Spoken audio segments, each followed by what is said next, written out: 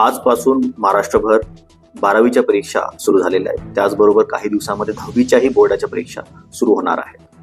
पूर्ण महाराष्ट्रभर कॉपीमुक्त अभियान हे राबवण्यात येत आहे. लातूर जिल्ह्यामध्येही हे अभियान सुरळीत पार पडावं यासाठी मोठ्या प्रमाणात परीक्षा केंद्रांवर बंदोबस्त देण्यात आलेला आहे.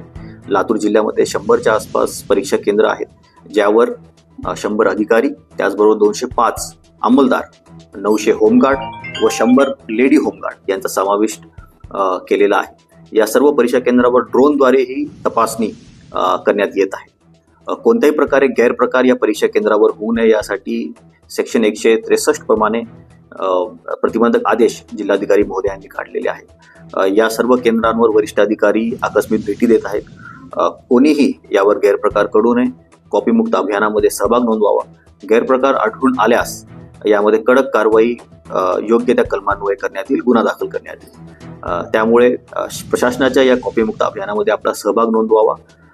धन्यवाद.